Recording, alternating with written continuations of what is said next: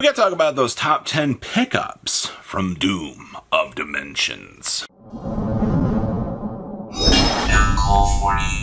Now make sure you guys smash the living crap out of that subscribe button so you guys don't miss out on more content. So we're going to start off with, you guys check out Kong's Cards, discount code IMCO40 save into purchase, Bramble Rose Dragon, aka the Akiza support. Now this is very interesting to me, that Konami chose to basically build a set on the concept of, we need to market to OG fans out here. Now when this stuff first got announced in the OCG, I saw people that were super excited for this, people that I had not seen in, years of playing this game, that were like, wow, this is amazing, I'm going to pick this up to have. This is definitely hitting the casual player base in metrics that I think Konami was kind of expecting to hit. And I'm really excited to see where, these prices fall, and especially with the legendary 5Ds decks coming out later in the year, we're definitely going to see if Konami is hitting those metrics or not. RB. So the second wave of RB support was not the most exciting in the world. Let's just call it what it is. I mean, I'm sure most of us were pretty disappointed, but we all know for a fact that Konami's going to do this very, very cool thing where they're going to make some set exclusive stuff for the OCG, and they're going to try to upgrade this deck in a more positive direction. Now, as prices do tend to free fall out here, this would be an excellent opportunity to kind of jump ahead here and always try to get those cores before, somebody goes, oh my gosh, this stuff is going to get hyped again. Buying in the dip usually is the correct thing. Or maybe it just continues to go down even lower. We will have to wait and see, but right now, the deck seems very, very cool. It's just, we need a little bit more to get off of the ground. Doomsy. I love the rank 8 in this deck. I love the mechanics around Doomsy. I love the fact that the big boss monster also is a very problematic card. A lot of people do not like how the big boss monster actually interacts. The rank 10 is a very, very toxic card, especially when it's getting off it's multiple attacks. You're putting all that pressure on your opponent, and you're closing out games with that. It needs, we do have more support coming for this, very likely, but Konami keeps doing this thing where they're printing these things into secret rare slots, and we're left in these awkward situations of these cards just dipping down. So if Doomsy ends up being very, very cheap, you may as well pick up a copy of the core just to have it, especially if you like the Doomies. And then we have Onomatokage. I think Onomatokage is one of the coolest cards in this set because not only does it boost up the casual Utopia deck, it also gives Rizal some new life. It's a free special from the hand or graveyard when you have a Do-Do-Do, go cry yourself to sleep, and a Goo-Ga-Ga-Ga on your field.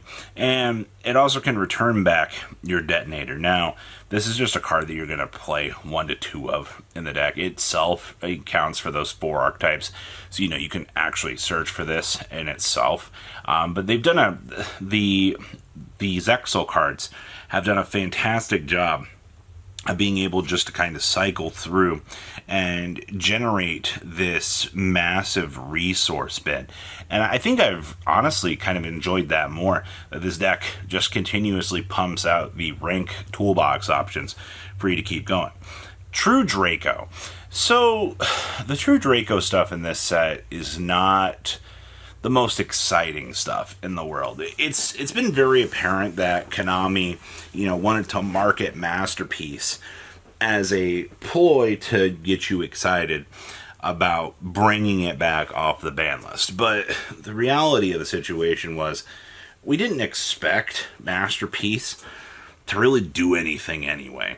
It's kind of one of those cards that you're just like, oh, okay, seems like it could be very dangerous, but then you flip the coin and you end up on the tails downside, and you're like, well, I guess we're kind of cool with this. I'm not going to worry about it too much. And that's where, guess what? It's brought us back to this point. New spell that searches is good. New masterpiece, bad. Yeah, just you want the new spell. I think that's the only thing we really care about. And then we have Dominus Spiral. Like every other Dominus card that has ever existed, people, this card surely must have its time in the spotlight.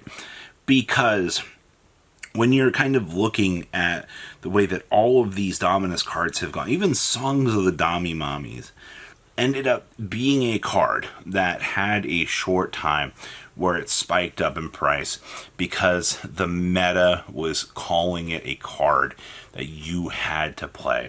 And I think it's kind of the exact same situation here with Spiral. While Spiral might not be a good card now, fundamentally at a later time, we will probably see this card have its time.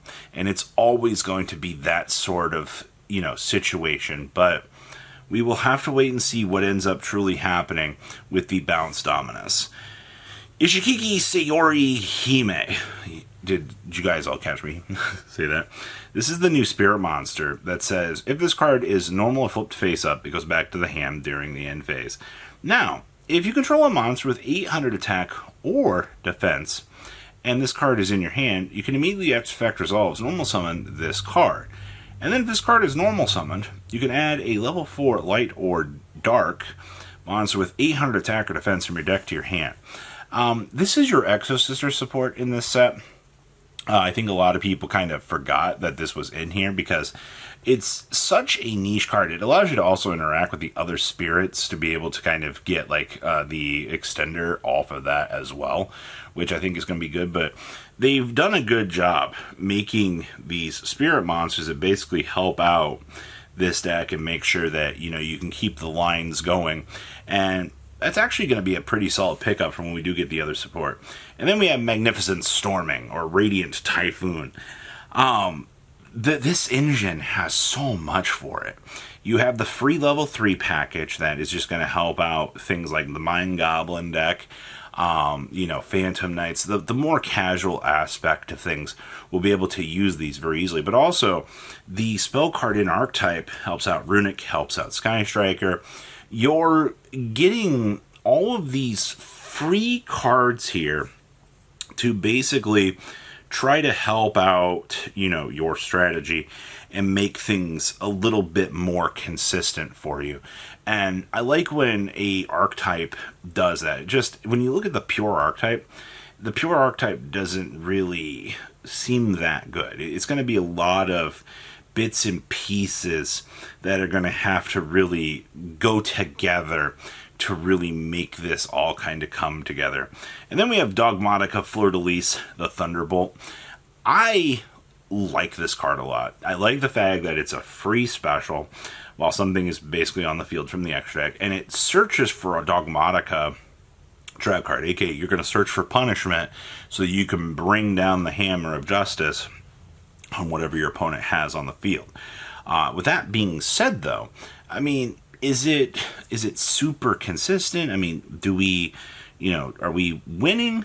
I think that it's a cool card because they're trying to upgrade the way that the deck has worked for so long. I'm willing to give it a shot. I just want to play more Dogmatika, honestly, though we are missing a promo card, which maybe we'll see that promo card in a good couple of months, but I don't know. We'll have to wait and see when we eventually get the little scouts and see if it makes a difference. And then I'm leaving Tri-Brigade Arms Moser on this list because I think this is one of the coolest cards. It's one of the 3 Beast Warrior, or Wing Beast to make it. On Link Summon, you get to send 2 Tri-Brigade cards with different names from the deck or extra deck to the graveyard. And then you can special summon from the extra deck for the rest of the turn except for Beast Warrior, Wing Beast. And if it is sent to the graveyard, target a face-up monster on the field and change it to face-down defense position. I think this card is really, really cool for Tri-Brigade, man. We've always wanted something to try to make Tri-Brigade a slightly better deck, and it took a while for it to happen, but I think we're onto something here, honestly. So, what do you guys think? Please, comment down below. Tell me what you guys think. I'll see your beautiful faces back here in day, guys. Patrons! Thank you!